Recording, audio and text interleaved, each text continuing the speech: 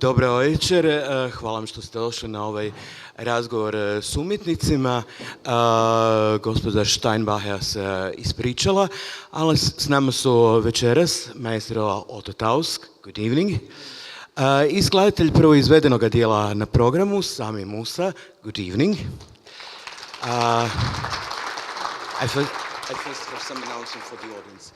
Prije nego što počnemo, par ljudi me pitalo nakon stanke, nakon prvoga dijela koncerta što je bio dodatak gospođe Steinbacher, dakle to je bio prvi stavak, obsesija iz druge sonate za violinu solo u Amolu, Ežena Izaja. Dodatak na kraju koncerta bila je naravno poloneza iz Čajkovskijeva Onjegina. I would like to congratulate both of you, but first of all to your musicians who actually played a Sunday morning concert after losing Saturday night. So I think this deserves a special applause.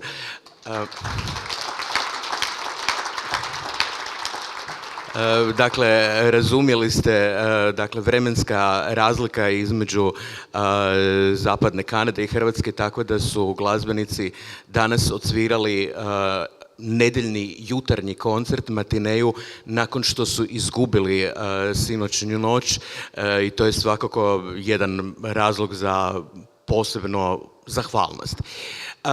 I would like to begin with, let's say, transatlantic questions for both of you.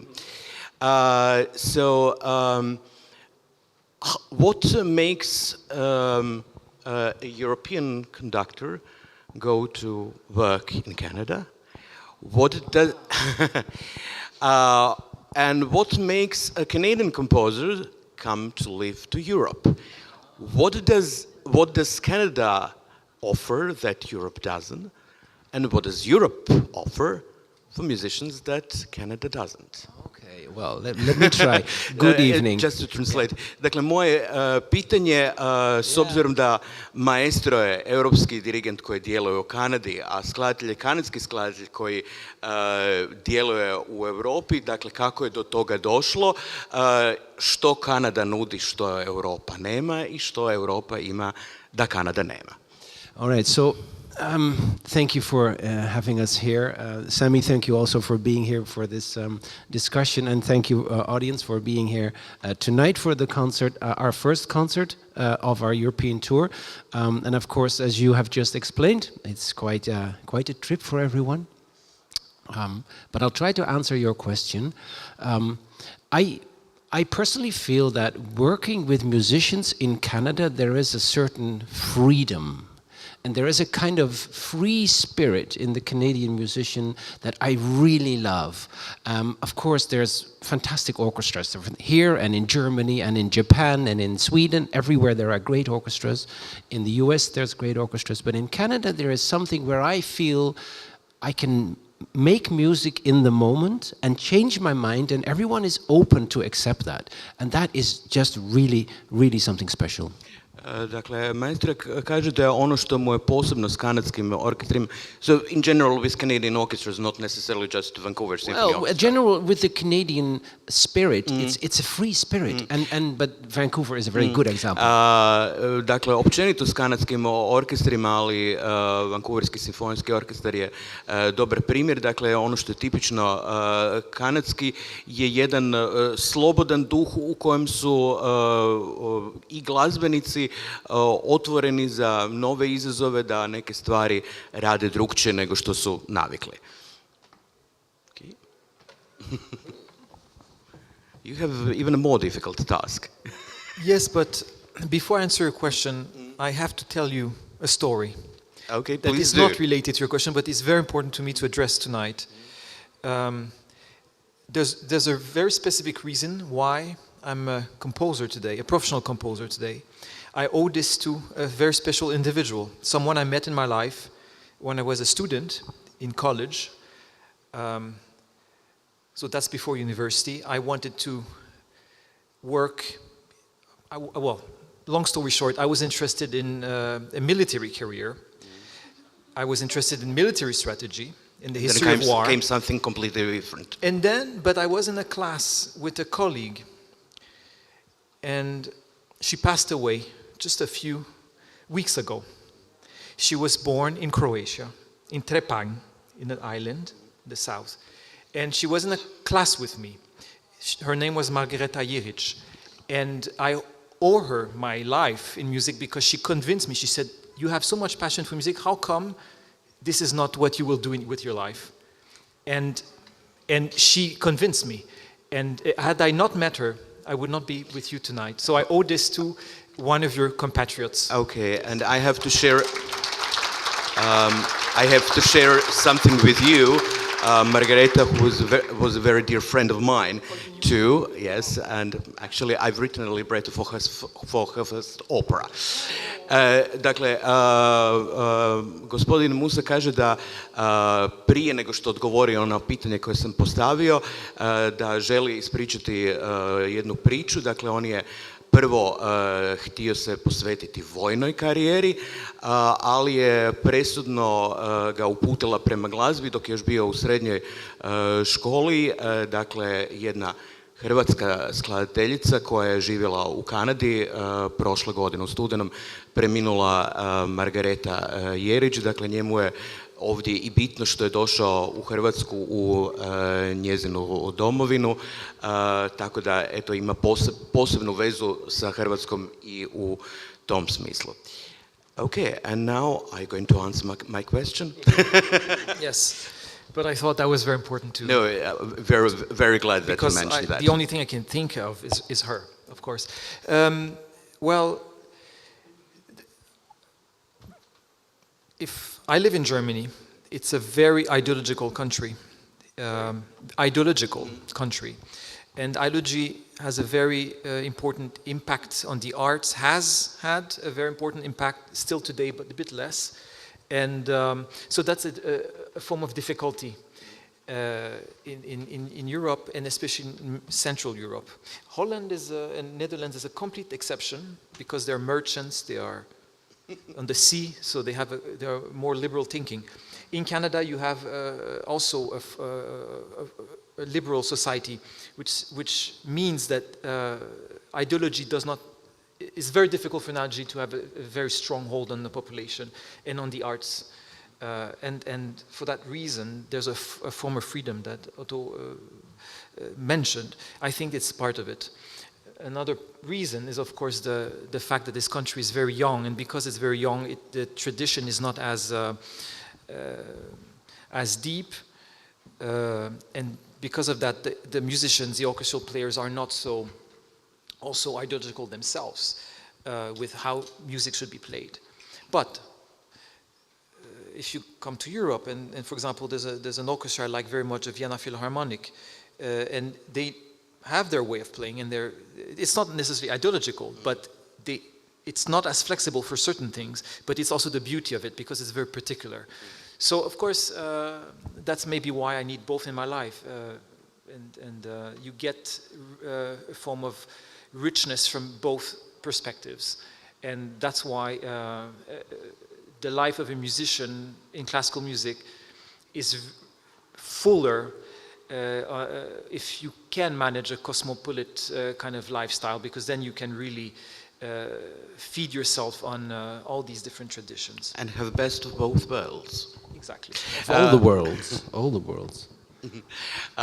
Exactly, not only Europe, but of course, as you mentioned, Japan, for example. Ovo ću malo skratiti, ali gospodin Moussa kaže da je za razliku od Kanade, dakle, europske zemlje poput Njemačke u kojoj živi su puno ideološkije, u smislu da su puno ukotvljenije u svojim tradicijama, dok je Kanada, kako je mlađa zemlja, onda te tradicije nisu toliko ukotvljene i tu je veća sloboda, ali ističe da zapravo i jedno i drugo ima svojih prednosti, tako da zapravo treba iskoristiti najbolje ne samo od obaju svjetova, nego od svih svjetova.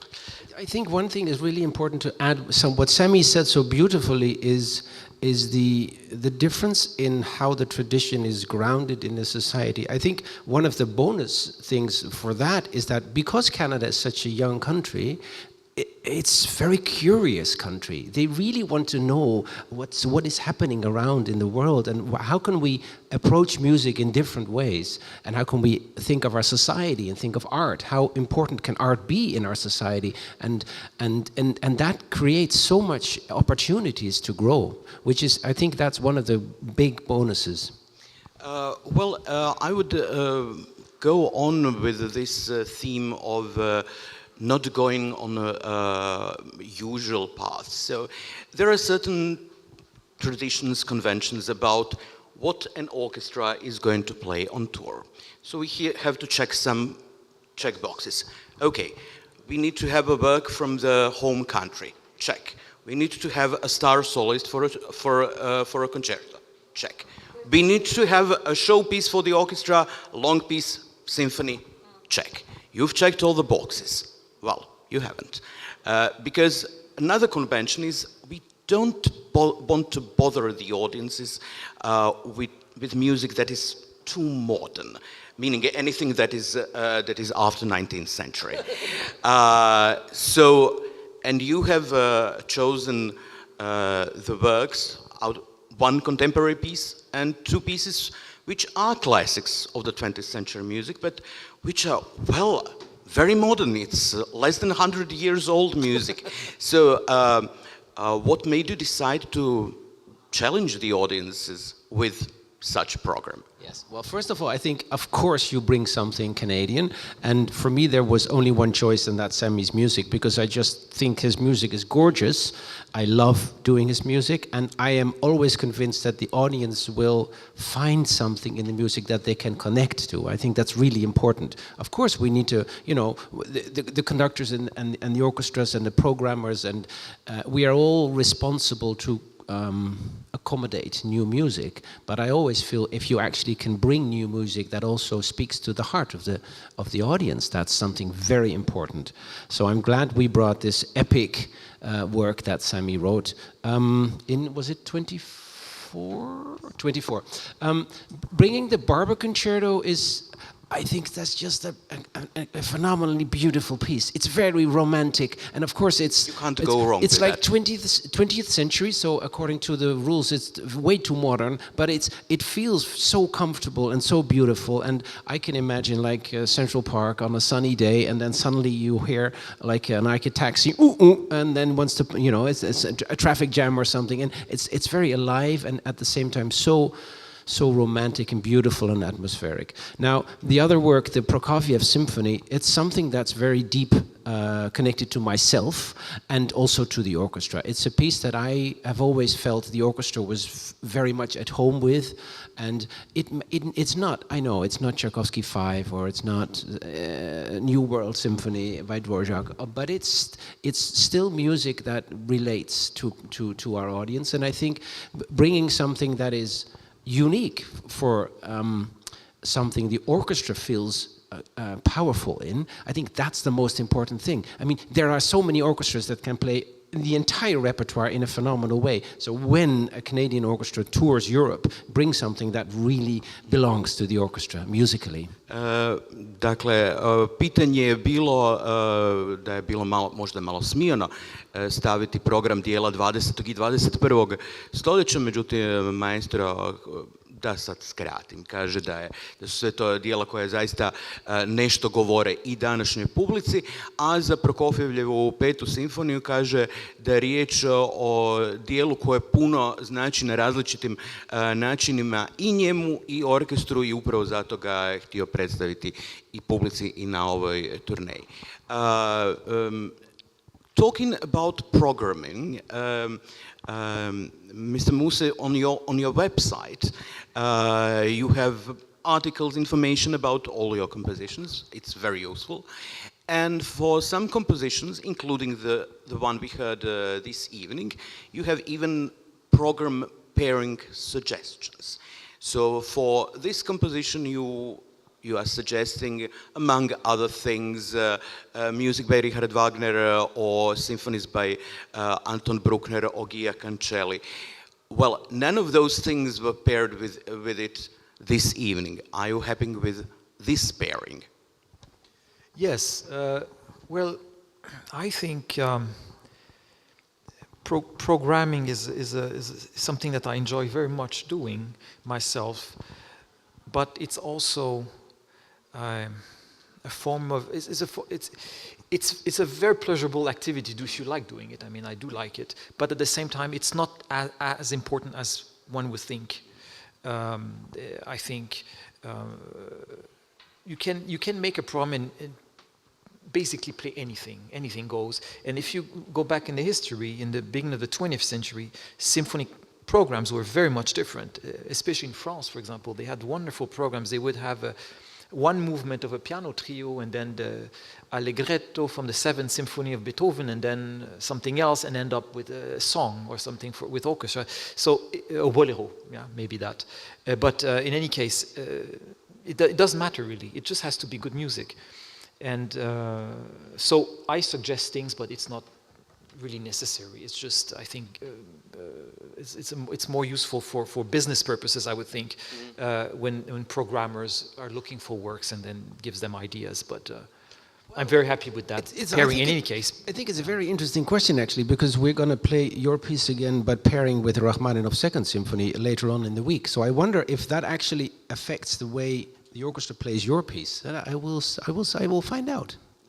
We'll be curious about it.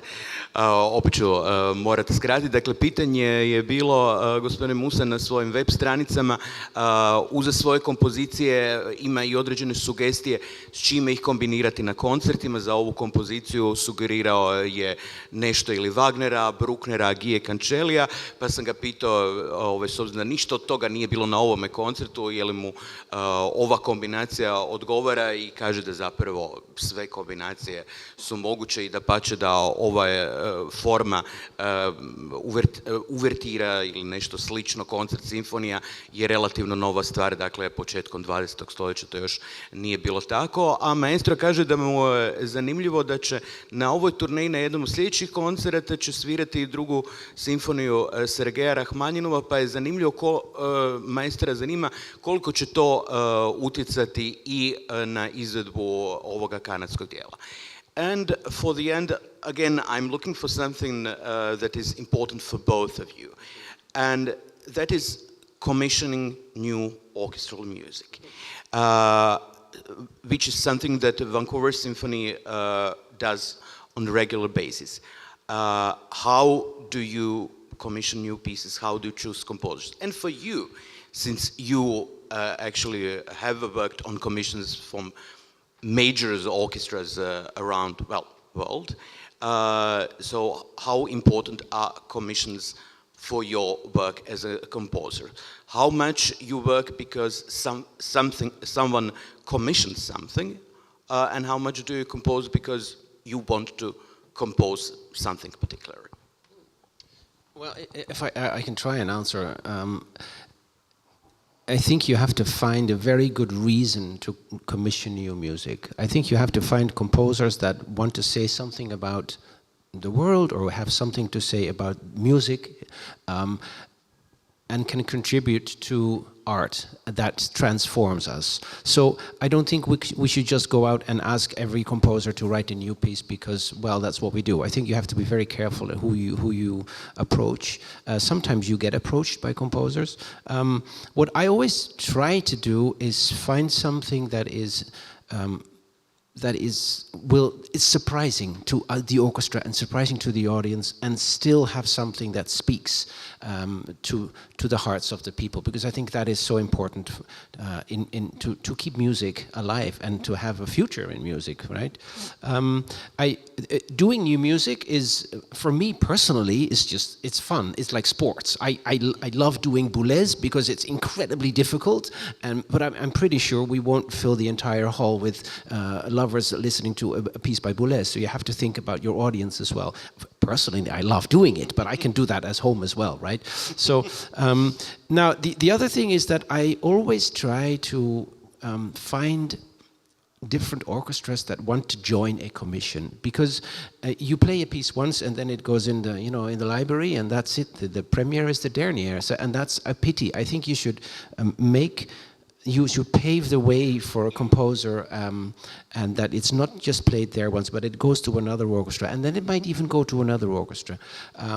So last year we did this incredible new violin concerto by a Danish composer, and we recorded it in Copenhagen, and then we premiered it in Vancouver, and suddenly there was this like connection between the two cities because of this new piece, and that was incredible. Moje pitanje je bilo o narudžbama novih simfonijskih dijela, suvremenih, koje je pitanje za obojicu mojih sugovornika. Evo, maestro kaže da je vrlo važno naručivati nova dijela, ali da treba znati i od koga se naručuje. Dakle, treba naručivati dijela od skladatelja koji imaju nešto reći i komunicirati s publikom, i pritom također da je vrlo važno da se djelo ne samo naruči i proizvede, nego je bitno i dijelu osigurati daljnji put, dakle da zaživi na repertoaru. And commissions for you? Well, I have a tendency sometimes to be a bit polemical. I will try to not be too polemical, but still... Well, please do. But still say something I think important.